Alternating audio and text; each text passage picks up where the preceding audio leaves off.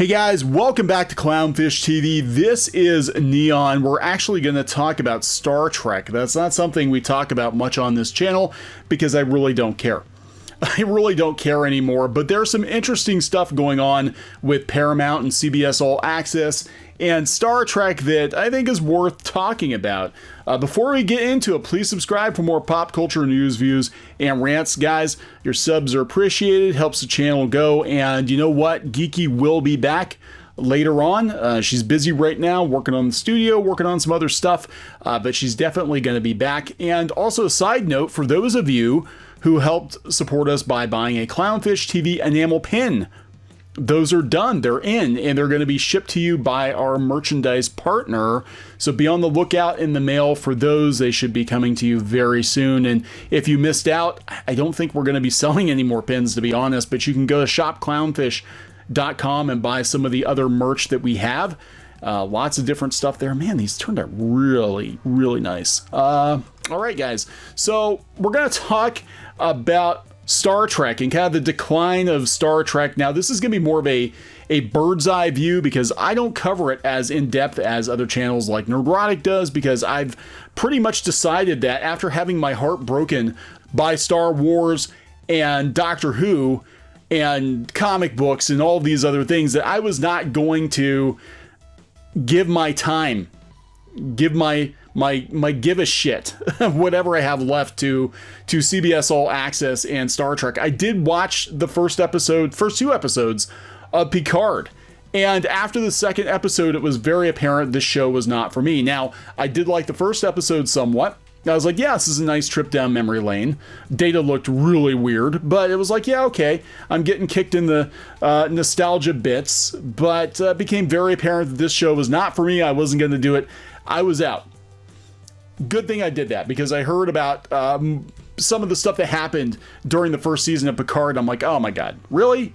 And I guess I wasn't the only one, because the word on the street is that Picard saw a massive drop in viewership by the season finale, that it dropped off 45%, and we know that Discovery is also declining too, and this probably is part of what's leading to the rebranding of CBS All Access.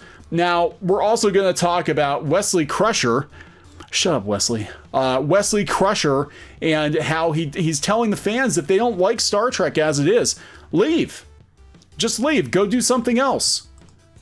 Well, they are, Wesley. They are. They're not watching Star Trek. They're not watching new Star Trek. They don't want to watch this. This isn't Gene Roddenberry Star Trek. It's a pale imitation from what I have seen. So first, we're going to talk about the rebranding. CBS All Access is set to become Paramount Plus next year because branding is hard, I guess, according to The Verge. Come on, you couldn't think of anything better? We've already got Disney Plus. So now we got to do Paramount Plus. PP Plus. Maybe that's the super deluxe version, PP Plus. I gotta give a hat tip to CCG, who sent this over to me earlier today. So Disney has Disney Plus, Apple TV has Apple TV Plus, now Viacom CBS is about to have Paramount Plus.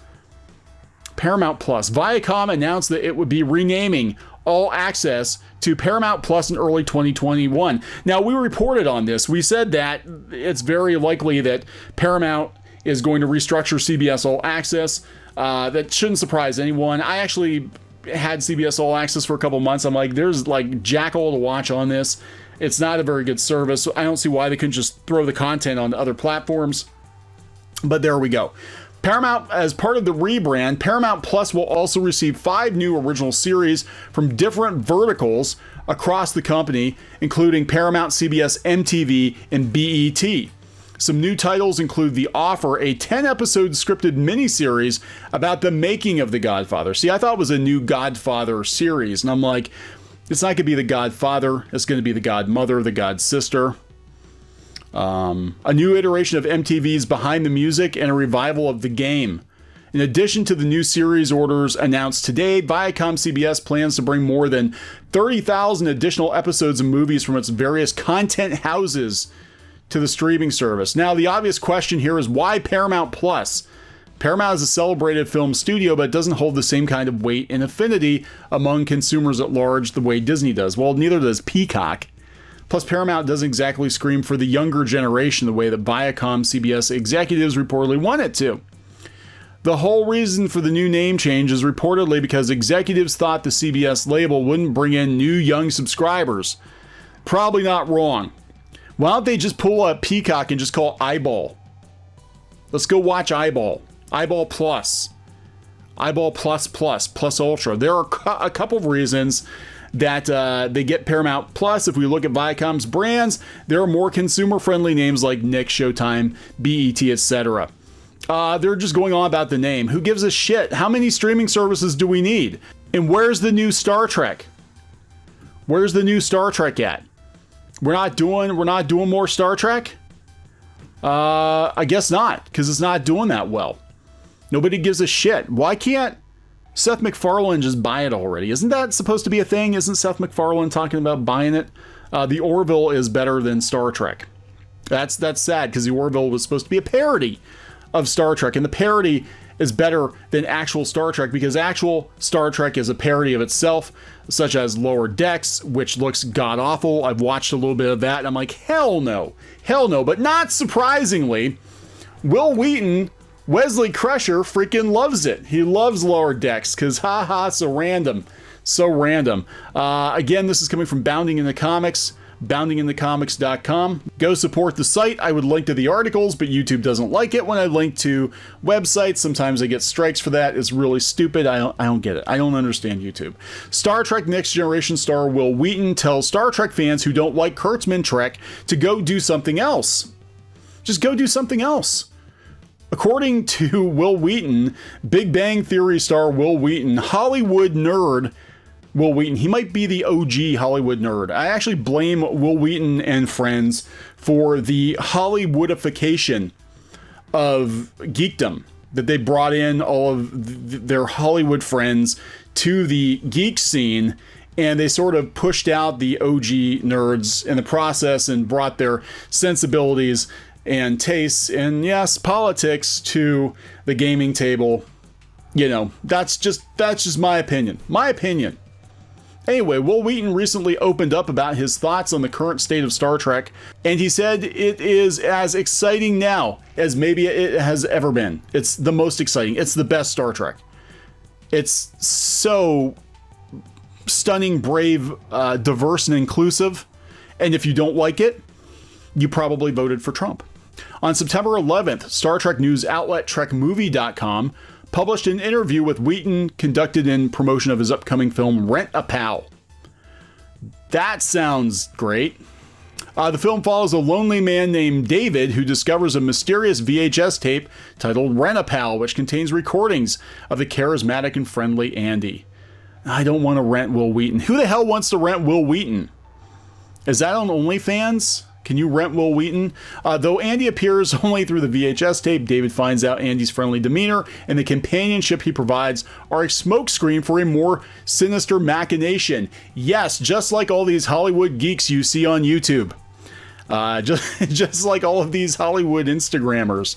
It is a smokescreen for more sinister machinations, in my opinion. As the interview progressed, Trek Movies' Anthony Pascal eventually broached the topic of Star Trek and asked the actor if he ever worried about what people sometimes call franchise fatigue. Wheaton replied, "I don't care about franchise fatigue. I mean, you either like it or you don't," Wheaton stated. Either you come in and participate in the storytelling or you don't. And it's a giant world with lots of people in it. If you don't like it, God bless you, go do something else. That's fine. That's just the way it is. Wheaton further observed that you're never going to be all things to all people and noted that if you try, you end up being beige, which is boring and uninteresting. And Star Trek now is the best it's ever been. There's so much wonderful storytelling happening. It's a wonderful moment to be a Star Trek fan.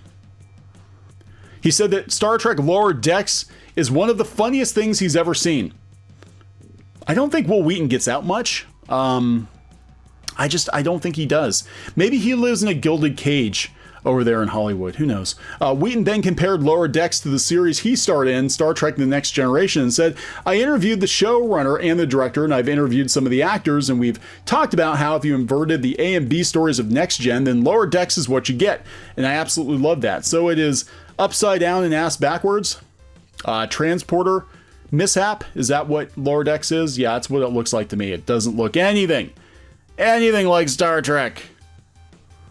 And Picard's his favorite since Next Gen. I think he just wants to get back on.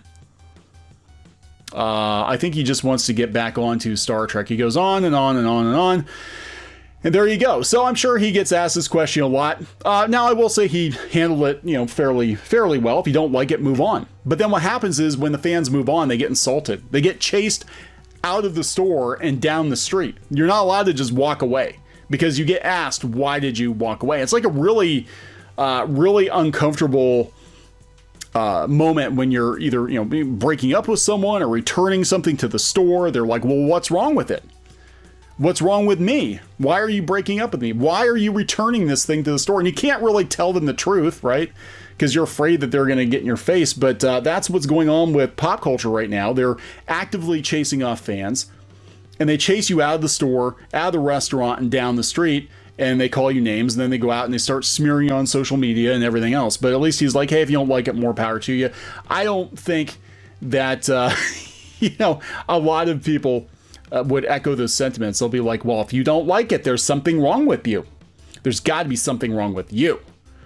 You're a horrible person. I guess half of the Star Trek fans out there are horrible people. But yeah, we're gonna watch Paramount Plus and see what transpires there. I think there are way too many streaming services.